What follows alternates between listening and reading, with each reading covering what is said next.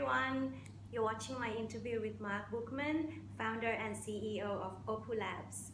Opu Labs developed a blockchain-based technology platform for skincare.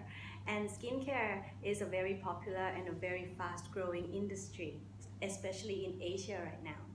The whole skincare concept and the model sounds very promising to me, as I have learned recently that the skincare and the entire anti-aging industry may be the next trillion-dollar business. So I think it will be useful for our audience, both ICO investors and those who are planning to launch their ICOs, to know the secrets behind the success of Opu Coin and the business model.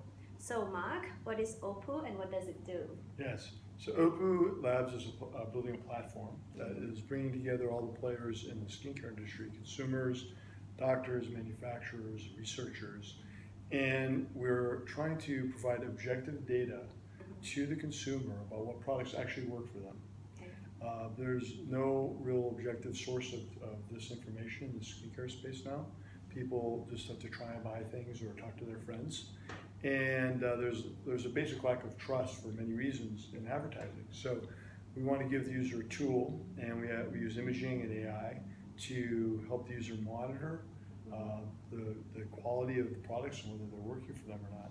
And the whole ecosystem then, and the incentive and reward system we built is powered by OpuCoin. Okay.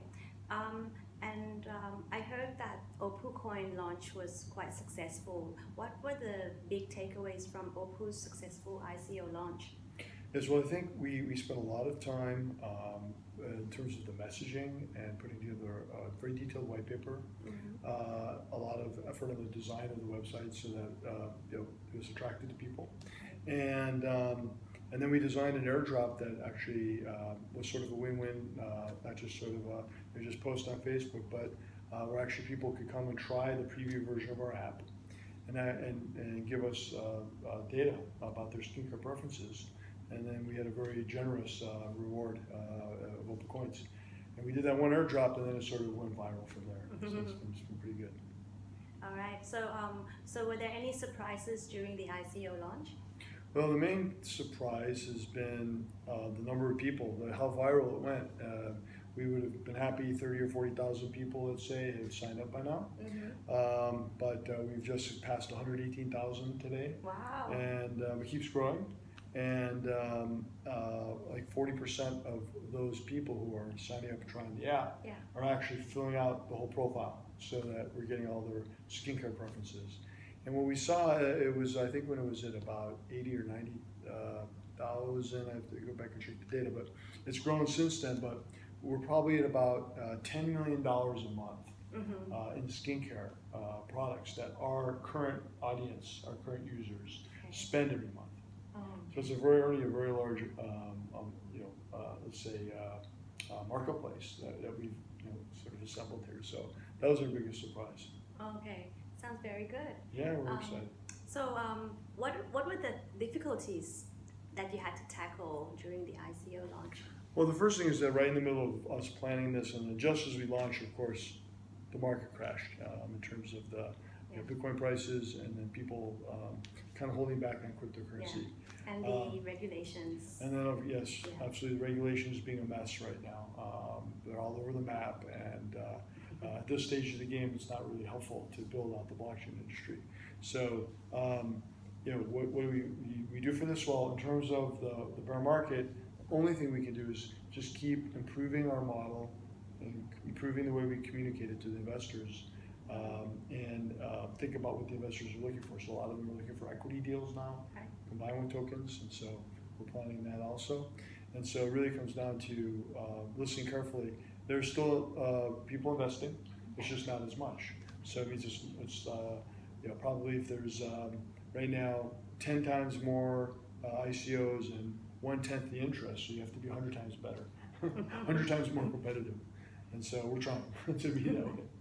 Okay, so for the ICO investors, they might want to know your plans for next year. What are the steps that you'll be taking to develop Opu, and what will you be doing in the remaining months of this year? Sure.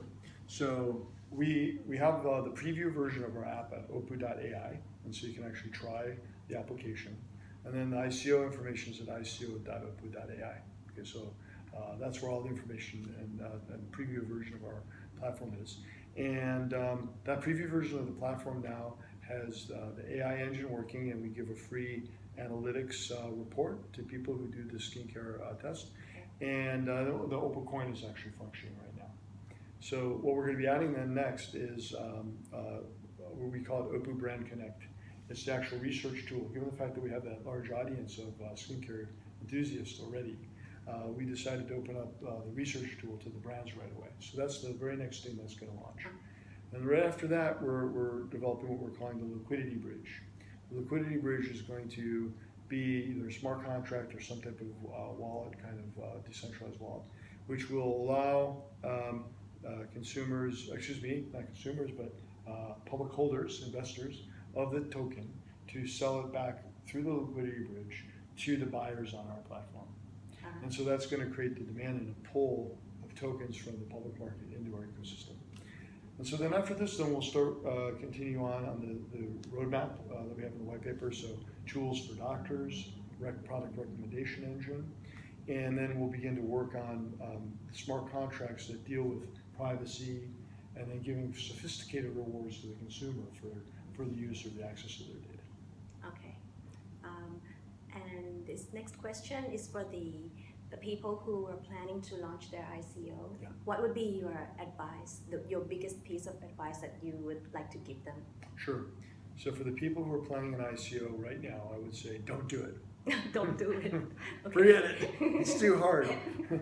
Don't bother. Do something else. But if you're really serious though, in spite of me saying this, if you still want to do it, then what I would say is that, of course, you got to have a real solution. You've got to have it semi-developed to a point you can demo and show that it really works. You have to have some good plan for how the blockchain adds value. I'm not a big advocate of the idea that if you can do it without the blockchain, you shouldn't do it with the blockchain. So I think it really should be the opposite analysis, which is what does the blockchain do for you? Okay. And there's certainly decentralization aspects to blockchain, but there's also the fintech aspect of it, which is very interesting. How do you connect markets with cryptocurrency? This is by itself very interesting to me. So once you've thought through that, okay, am I decentralized? Is there a fintech aspect to this? You need to think through your tokenomics very, very deeply. And so the most important thing you need to do when you get to that stage is think through all the players in the ecosystem and understand how each one will use the token, how each one will benefit from the token, and have some type of model of the supply and demand. It's very important to do this, and then with that you can go out to the investors and say, this is why you should buy my token. If you haven't gone that far and have a convincing story, no one's going to buy it. Yeah. And so you have to keep working till you get there. How about the timing? And timing-wise, though, even though I said don't do it, I'm semi-serious, semi-joking about this. It could actually be right now a very good time to be planning an ICO. Yeah. A lot of people think that next year is going to be a really good year for crypto. A lot of things are coming together. I think so too. I think it's all here to stay. And if you're serious about your solution, it's going to work. You believe in it. Early next year, spring next year could be a very good time to launch. I think. Yeah. Okay. So for those of you who are planning to launch your ICO, the biggest advice is don't do it. But the second advice is you have to, if you have a strong team and you have the strong effort and necessary funding, then you might want to give it a try. But you have to make sure your tokenomic works, and you also have to make sure that your business model is really like the brightest one, because you have to make sure all these things are working before you start marketing, because people have to see how they would benefit from buying your tokens. And of course, my advice is timing is also extremely important, so plan it well, and now might be the perfect time to get involved. All right. Thank you very much for watching. I hope you found the interview very useful, and I'd appreciate it if you can subscribe and like and share the video. Thank you very much.